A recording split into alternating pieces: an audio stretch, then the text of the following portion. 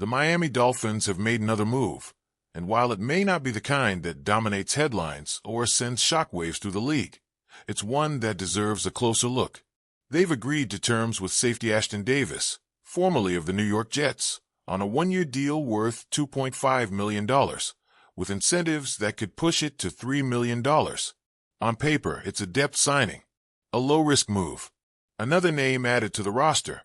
But football isn't played on paper, and the impact of this signing could be far greater than people expect. Let's be honest, Miami needed this. The Dolphins' safety room was suddenly looking thin, and that's putting it lightly. Jevon Holland, once the unquestioned leader of the secondary, is gone, off to the New York Giants. Jordan Poyer, a veteran presence, is an unrestricted free agent, and his return is anything but certain.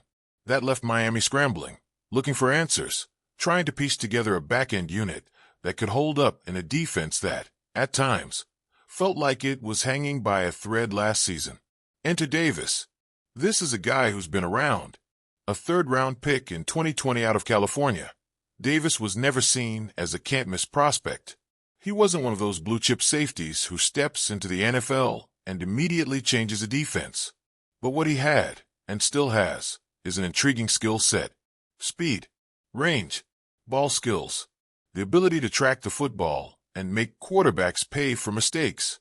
For a little while, it seemed like the Jets had found something in him. He contributed right away, made plays, found himself in a starting role at times. But then, like so many players who come through the revolving door that is the Jets roster, he started to fade into the background. His role diminished. His snaps on defense dropped. By 2023, he was more of a special teams player than anything else, spending over 70% of his snaps in that phase of the game. But here's the thing, numbers don't lie. And when you look at what Davis has actually done when he's been on the field, there's reason to believe he still has something to offer. 175 total tackles, 8 interceptions, 15 pass breakups, 4 forced fumbles, 4 recoveries. That's production. That's impact. And if you're looking for a reason to be optimistic about this move, start there. Let's not forget, Davis had 2 interceptions in the Jet season finale against Miami in 2024. That wasn't a fluke. That wasn't some random statistical blip. That was a reminder of what he's capable of when given opportunities. And maybe, just maybe, the Dolphins saw something in that game. Maybe they saw a player who, despite being an afterthought in New York, still had the ability to make game-changing plays. So how does he fit? That's the big question.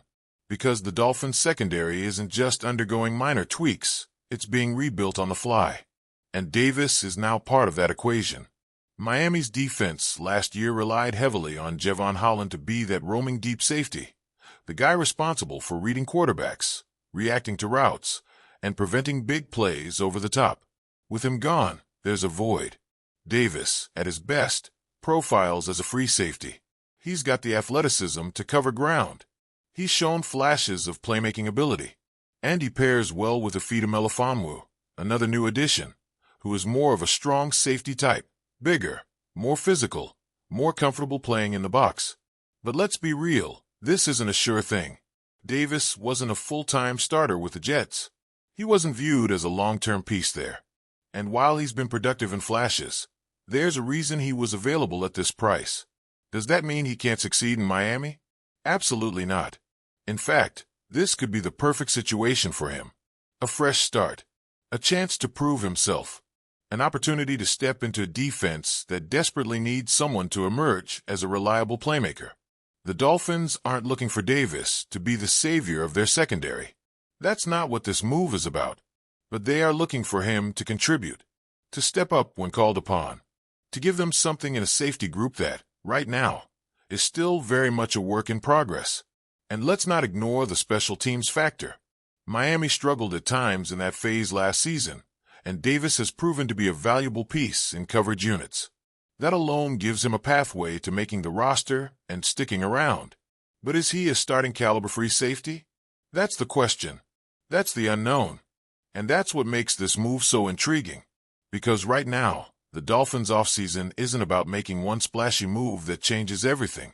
It's about stacking smaller moves that, together, can push this team forward. Davis might not be the answer. He might just be a depth piece, a role player, a special teams contributor. But he also might be more than that. And if Miami is serious about solidifying its secondary, about making a real run in 2025, then they can't stop here. More moves need to be made. More pieces need to be added. The back end of this defense still has work to do. But for now, Davis is in. And what happens next? That's where things get interesting.